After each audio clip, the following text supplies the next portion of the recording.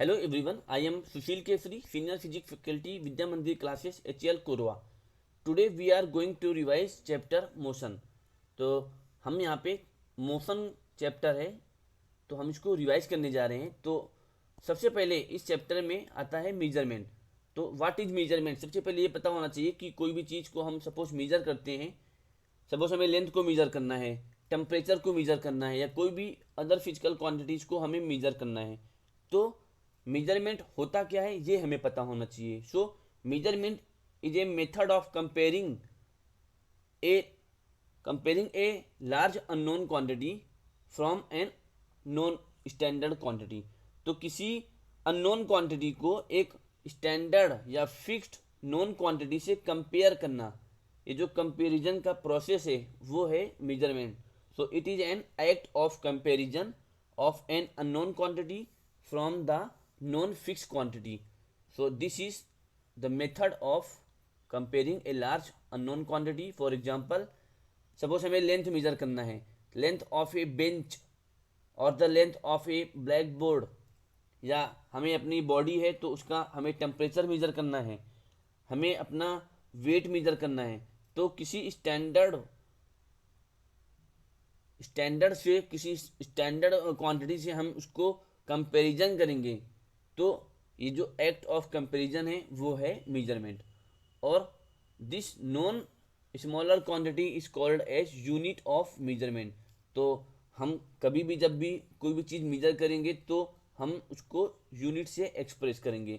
तो मेजरमेंट में दो चीज़ें होंगी, एक तो न्यूमेरिकल वैल्यू रहेगी और दूसरा यूनिट रहेगा।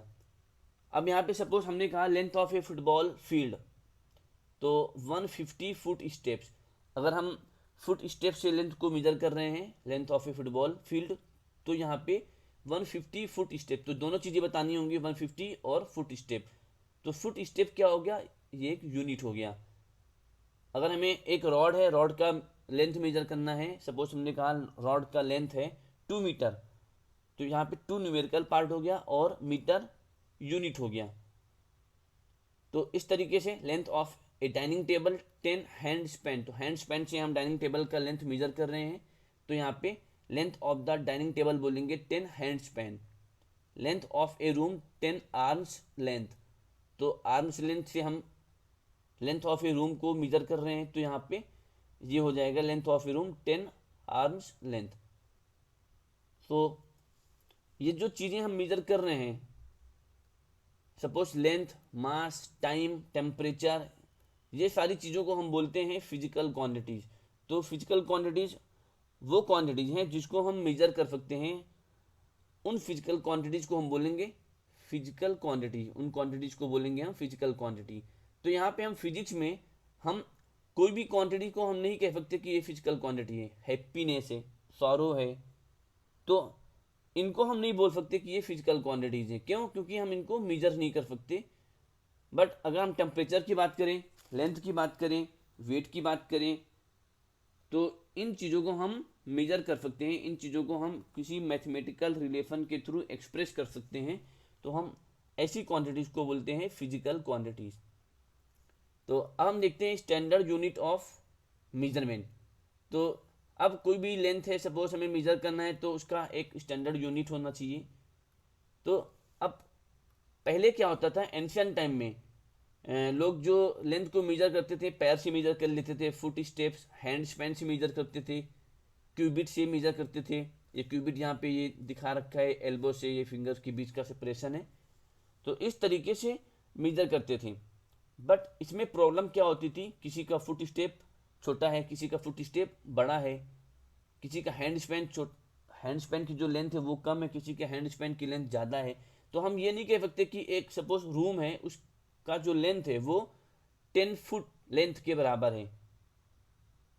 अगर 10 फुट लेंथ हमने बोल दिया तो जो पर्सन मेजर किया है उसका 10 फुट है, सपोज कोई अदर पर्सन अगर उसको देखेगा तो मे बी वो 10 फुट से ज़्यादा हो जाए। कोई छोटा बच्चा मेजर कर रहा है तो 10 फुट से हो सकता है कि ज़्यादा हो उसका पैर, क्योंकि फुट का जो लेंथ है वो कम है। तो ये एक अनरिलायबल मेथड है। अनरिलायबल मीन्स ये कोई स्पेसिफाइड नहीं है कि 10 फुट लेंथ बोल दिया तो ये हमेशा के लिए ट्रू हो गया, ये सभी के लिए ट्रू हो गया इन ऑल कंडीशन। तो इस वजह से ये बहुत ज़्यादा रिलायबल नहीं है, इनकन्सिस्टेंट है, ये इनकन्सिस्टेंट रिजल्ट देगा। These length measurement methods are unreliable and give inconsistent results as the hand span, arms length and foot step of different people are different. तो डिफरेंट पीपल का डिफरेंट होगा। Sticks and thread strings used by different people are of different size. तो different size के होते हैं, तो इस वजह से ये मेथड जो है वो अनरिलायबल है, हम इसको हर टाइम नहीं बोल सकते। बट अब बात आती है कि अगर हमें लेंथ को मेजर करना है तो कहीं पे भी एक स्टैंडर्ड यूनिट होनी चाहिए कि हम उसको कहीं पे भी बोल दें तो वो फिक्स लेंथ हो गई। सपोज अगर एक रॉड है, अगर रॉड को हमने बोल दिया 1 मीटर है, तो 1 मीटर कहीं पे भी हम किसी भी कंट्री में जाएंगे तो वो लेंथ उसकी 1 मीटर ही है, वो एक फिक्स्ड लेंथ हो गई, रिलायबल वो मेजरमेंट रहेगा। सो अब लेंथ की जो एसआई यूनिट होती है वो है मीटर, और इसको हम स्मॉल एम से डिनोट करते हैं। एसआई यूनिट क्या है, एक इंटरनेशनल एक्सेप्टेड यूनिट है। तो ये सिस्टम ऑफ यूनिट्स होते हैं, बहुत सारे सिस्टम ऑफ यूनिट्स हैं, like SI unit, CGS unit, CGS means centimetre gram second, FPS unit foot pound second. यहाँ पे ये एफपीएस यूनिट है, तो यहाँ पर बहुत सारी यूनिट्स हैं, तो यहाँ पे कई सारी डिफरेंट सिस्टम ऑफ यूनिट्स हैं।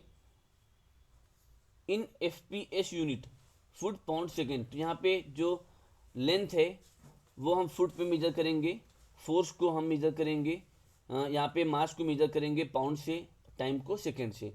Similarly CGS system of unit में क्या होगा, लेंथ को हम सेंटीमीटर से एक्सप्रेस करेंगे और मास को ग्राम से और टाइम को सेकेंड से। तो इस वजह से इसका नाम पड़ा सीजीएस सिस्टम। और MKS system, metre kilogram and second system, तो यहाँ पर लेंथ के लिए हम मीटर में एक्सप्रेस करेंगे, मास को किलोग्राम से एक्सप्रेस करेंगे एंड टाइम को सेकेंड से एक्सप्रेस करेंगे। तो इस टाइप से यहाँ पे एसआई सिस्टम है। एसआई सिस्टम में भी लेंथ को हम मीटर से एक्सप्रेस करेंगे, मास को किलोग्राम से और टाइम को सेकेंड में। तो यहाँ पे 7 फिजिकल क्वांटिटीज़ हैं, ये फंडामेंटल क्वांटिटीज़ हैं। ये फंडामेंटल क्वांटिटीज़ मतलब ये हुआ कि इन क्वांटिटीज़ को हम किसी अदर क्वांटिटी से डिराइव नहीं कर सकते, ये फंडामेंटल क्वांटिटीज़ हैं। तो यहाँ पे 7 फंडामेंटल क्वांटिटीज़ हैं और इनके करस्पॉन्डिंग जो यूनिट होगा उनको बोलेंगे हम फंडामेंटल यूनिट। तो अगर हम यहाँ पे लेंथ की बात करें, length is a fundamental physical quantity और इसकी यूनिट है metre and it is expressed by small M. Mass is a fundamental quantity, physical quantity है, तो इसकी एसआई सिस्टम में यूनिट है किलोग्राम और इसको हम केजी से रिप्रेजेंट करते हैं इस तरीके से। नेक्स्ट फिजिकल क्वांटिटी है टाइम, तो टाइम की फंडामेंटल यूनिट है एसआई सिस्टम में यूनिट है सेकेंड और इसको हम स्मॉल एस से डिनोट करते हैं। Next fundamental quantity, next physical quantity is temperature और इसका एसआई सिस्टम में यूनिट है केल्विन, के से रिप्रेजेंट करते हैं। Next physical quantity is electric current और इसका एसआई सिस्टम में यूनिट है एम्पियर और कैपिटल ए से डिनोट करते हैं। अमाउंट ऑफ सब्सटेंस, ये फिजिकल क्वांटिटी है और इसका एसआई सिस्टम में यूनिट है मोल और इसको हम MOL इस तरीके से रिप्रेजेंट करते हैं। नेक्स्ट इज ल्यूमिनस इंटेंसिटी और इसको हम एसआई सिस्टम में कैंडला से एक्सप्रेस करते हैं और इसको CD इस तरीके से हम एक्सप्रेस करते हैं, डिनोट करते हैं। So these are the 7 physical quantities and these are the 7 physical unit, SI unit. तो ये है सिस्टम ऑफ यूनिट्स हो गया, SI system, MKS system, CGS system and FPS system, foot pound second system. Now come to measurement of time. अब हमें देखना है कि टाइम का मेजरमेंट कैसे होता था एंशिएंट टाइम्स में। So in ancient times human being had their own way to measure time based on the repetitive events. यहाँ पे एंशिएंट टाइम्स में क्या होता था, बहुत सारी चीज़ों को ऑब्जर्व करके पता करते थे कि कितना टाइम हुआ है। बहुत सारी नेचुरल चीज़ें हैं जो एक फिक्स्ड टाइम इंटरवल के बाद ही होती थी, वो रिपीट करती थी फिक्स टाइम इंटरवल के बाद। फॉर एग्जांपल कि a day is based on the earth repetitive rotation about its axis, one day is the time between the two conjugative sunrise. तो दो कॉन्जुगेटिव सनराइज के बीच को बोला गया वन डे। ये एक दिन के बाद फिर से सनराइज होता था, ये इवेंट जो है बार बार रिपीट होता है, तो एक दिन के बाद रिपीट होगा, तो उसको बोला गया वन डे। सो इस बेसिस पे बताया गया कि one day is the based on earth repetitive rotation about its axis. Similarly a month is based on the moons revolution around the अर्थ। तो मून अर्थ के चारों ओर रिवॉल्व कर रहा है, ऑर्बिट कर रहा है, और ये एक महीने के बाद फिर से रिपीट करता था अपने पॉइंट को, अपने ओरिजिनल पॉइंट को वो फिर से रिपीट करेगा। सपोज यहाँ पे ये अर्थ है, दिस इज अर्थ, ये अर्थ है छोटा सा, और यहाँ पे ये मून है, कुछ इसका डिस्टेंस होगा यहाँ से। अब ये यहाँ पे इसके अराउंड, अर्थ के अराउंड ये रिवॉल्व कर रहा है, किसी स्पीड से जा रहा है। तो सपोज यहाँ से ए पॉइंट से ये मूव कर रहा है, तो ए पॉइंट फिर वापस जब घूम करके आएगा तो एक महीना लग जाएगा, फिर उसके बाद ये फिर जब रिपीट करेगा तो फिर एक महीना लगेगा, one month. So one month is the time interval between the two full moons. It is based on, one month is based on moon's revolution around the अर्थ। तो इसका एक फिक्स पर्टिकुलर टाइम होगा, तो उस टाइम को देखा गया, उस टाइम को ऑब्जर्व किया गया, और फिर ये हुआ कि ये फिक्स टाइम इंटरवल के बाद ही ये यहाँ पे ए से क्रॉस हो रहा है। So that time is one month. So one month is based on moon's revolution around the earth. Similarly a year is based on earth revolution around the sun. तो इस तरीके से अर्थ भी सन के चारों तरफ ऑर्बिट कर रही है, चक्कर लगा रही है, और वो एक चक्कर पूरा कंप्लीट करने में टाइम लग रहा है वन ईयर का, तो उसको बोला गया one year. So a year is based on earth revolution around the sun. तो इस तरीके से मेजरमेंट ऑफ द टाइम होता था इन द एंशियंट टाइम्स। तो कुछ यहाँ पे रिलेशनशिप है एक टाइम से दूसरे टाइम में, like 1 minute equal 60 second. SI unit of the time है सेकेंड यहाँ पर। 1 hour equals to 60 minutes, 1 day equals to 24 hours. Similarly 1 month equals to 30 days, या 30 days equals to 1 month. 365 days equals to 1 year. 1 decade equals to 10 years. 10 decade equals to 1 century, and 10 century equals to 1 millennium. तो इस तरीके से higher unit of the time से सबसे जो SI system में इसका यूनिट है वो है सेकेंड। और हम यहाँ पे इस तरीके से कन्वर्ट कर सकते हैं एक यूनिट से दूसरे यूनिट में। सपोज 1 मिली सेकेंड है और हमें इसको सेकेंड में चेंज करना है, तो 1 millisecond will be equals to 0.001 second, या फिर इसको हम लिख सकते हैं 1/1000 सेकेंड, या फिर इसको 1 मिली सेकेंड को equals to 10 to the power -3 second, इस तरीके से एक्सप्रेस कर सकते हैं। सिमिलरली 1 माइक्रो सेकेंड, तो 1 माइक्रो सेकेंड को हम क्या लिखेंगे, माइक्रो सेकेंड को इस तरीके से एक्सप्रेस करेंगे 1 microsecond, and it is 10 to the power -6 second. तो ये 10 टू द पावर -6 सेकेंड को हम 1 माइक्रो सेकेंड बोलेंगे। सिमिलरली 1 नैनो सेकेंड, तो हम 1 नैनो सेकेंड को इस तरीके से लिखेंगे 1 nanosecond equals to 10 to the power -9 second. Nano means 10 to the power -9, तो ये 1 नैनो सेकेंड हो जाएगा 10 टू द पावर -9 सेकेंड। तो ये यहाँ पे कन्वर्जन है।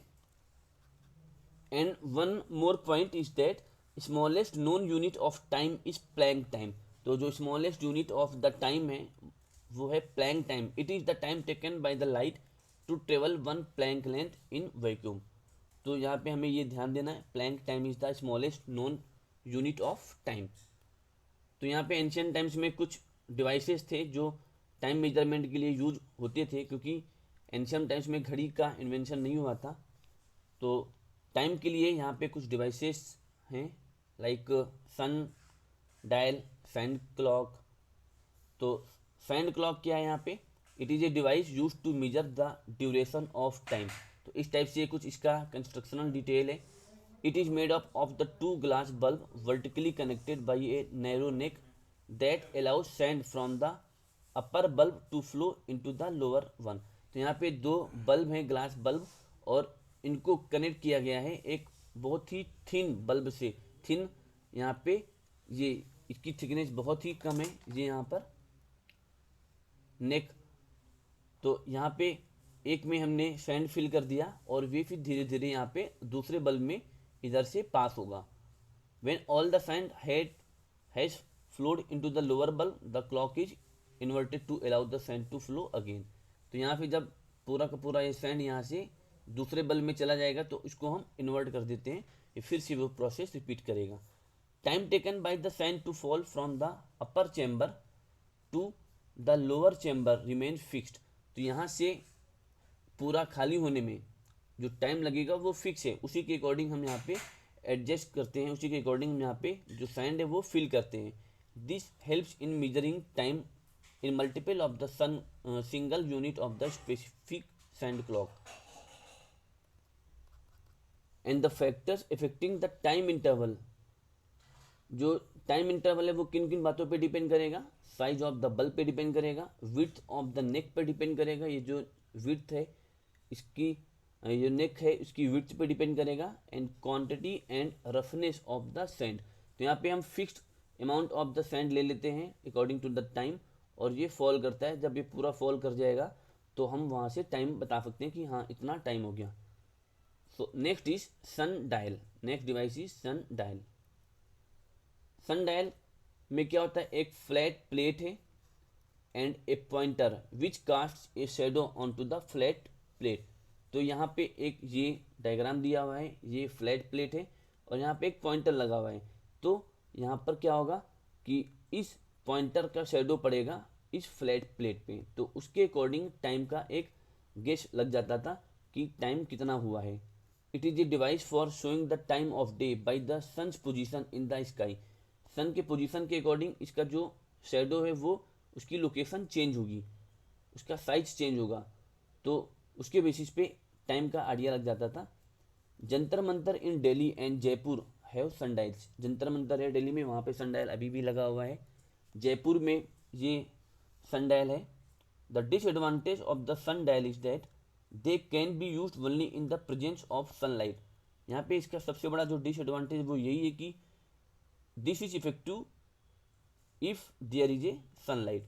तो सनलाइट होगा तभी इसका शेडो बनेगा, अदरवाइज इसका शेडो बनेगा ही नहीं। And not at the night और ऑन क्लाउडी और रेनी डेज। तो रेनी डेज पे ये वर्क नहीं करेगा, क्लाउडी रहेगा एनवायरनमेंट तो भी वर्क नहीं करेगा, नाइट पे वर्क नहीं करेगा, इसका शेडो नहीं बनेगा, ये डे टाइम में वर्क करेगा। So this is the disadvantage कि जब सनलाइट रहेगा तभी ये वर्क करेगा। Next is water clock. तो नेक्स्ट जो डिवाइस है वो वाटर क्लॉक है। Ancient water clocks were time keeping devices that would measure time by flow of water. तो यहाँ पर वाटर का फ्लो के अकॉर्डिंग, फ्लो के बेसिस पे हम टाइम को मेजर करते थे एंशियंट टाइम में। यहाँ पे कुछ इस टाइप से, सपोज एक ये यहाँ पे बीकर ले लिया और यहाँ पे लिक्विड को फिल कर दिया और यहाँ पर होल कर दिया, तो या बॉटम में होल कर दिया, तो यहाँ से क्या होगा, ये लिक्विड फ्लो करना शुरू करेगा और इस लिक्विड को यहाँ पे दूसरे कंटेनर में कलेक्ट कर लिया, तो ये फ्लो करेगा और क्वांटिटी के अकॉर्डिंग उतना ही टाइम लगेगा इसको एम्प्टी होने में। Water dripped out of a hole in bottom और side of a vessel that had marking. तो यहाँ पे मार्किंग बनी होती है। These marking marked that exact hour. तो ये जो मार्किंग वो आर के अकॉर्डिंग यहाँ पे मार्किंग होती है। As the level of the water decreases, तो वाटर जो डिक्रीज कर रहा है उसके अकॉर्डिंग हम बता सकते हैं कि हाँ कितना आवर हुआ, कितना टाइम हुआ है। सो this is the principle of the water clock. यहाँ पे लिक्विड फिल है और बॉटम पे होल कर दिया और यहाँ पे हमने यहाँ पे इसको कलेक्ट करना शुरू कर दिया, तो अब इसका वाटर का लेवल डिक्रीज करेगा।